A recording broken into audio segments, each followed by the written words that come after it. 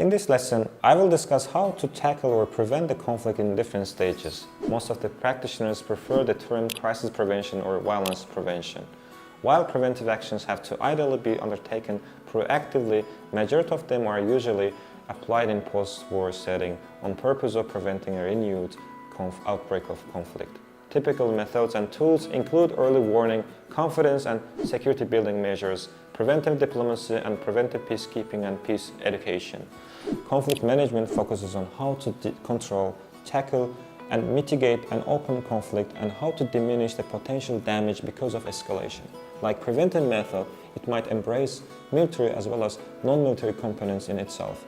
It is basically perceived as trying to maintain a conflict or at best reach a compromise without properly resolving it. As another method, conflict resolution in comparison with conflict transformation on the grounds is content-centered rather than relationship-centered, which aims at immediate agreement rather than long-term process. Thus, it is committed only to de-escalation rather than escalation to pursue constructive change. Generally, conflict resolution as a specialist field came of age in the post-Cold War period. In general, conflict resolution deals with the deep-rooted causes of the conflict.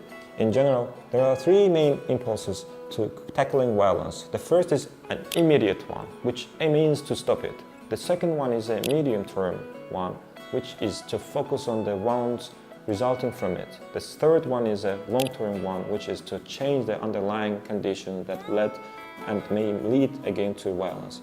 Conflict transformation is best described as a complex process of constructively altering relationships, attitudes, behaviors, interests, and discourses in violence-prone conflict settings. In other words, it is a long-term, gradual, and complex process requiring sustained engagement and interaction.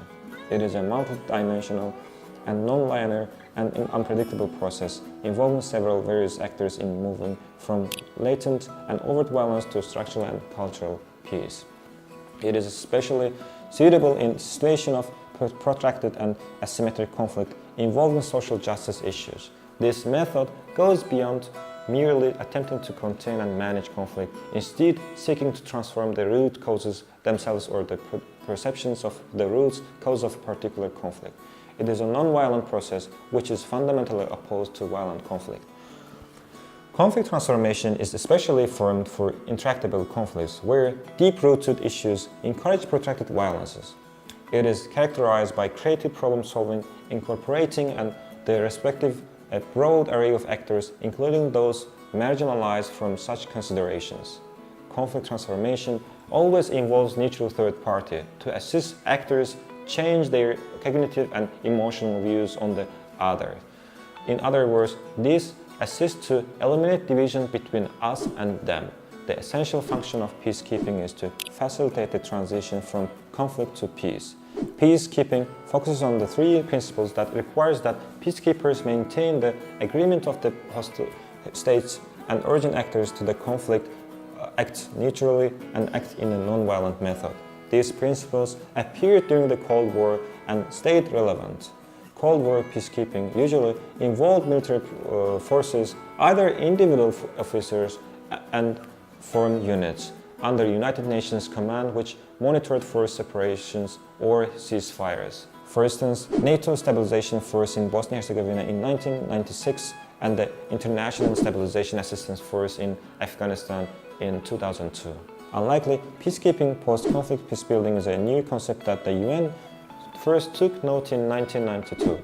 It is a now widely accepted part of most UN missions. There are two basic kinds of peacebuilding. First, it aims either to strengthen preventive diplomacy, tackling the causes of the conflict, such as environmental degradation, underdevelopment, and threat to the humanitarian security, or second, to support diplomatic peacemaking by institutionalizing peace after a conflict. Peacebuilding includes activities like democratic institution building, the design and monitoring elections, training of security institutions, for example, the police and military, and reconciliation and human rights initiatives. Peacebuilding is related to peacekeeping and should observe the same principles being successful. Since the late 1980s, military peacekeepers and a growing number of civilian peacebuilders have been deployed inside states to try to maintain order, help to implement agreements and build peace. And finally, diplomatic peacemaking, which refers to political mediation than peace enforcement, which is the use of military muscles to force conflicting sides to stop fighting. This is because diplomatic peacemaking often proceeds or happens in parallel with peacekeeping and requires the agreement of conflicting sides. Thus, it involves negotiations that aim to avoid conflict or to bring combatants to the peace negotiations table. Thank you very much for watching us.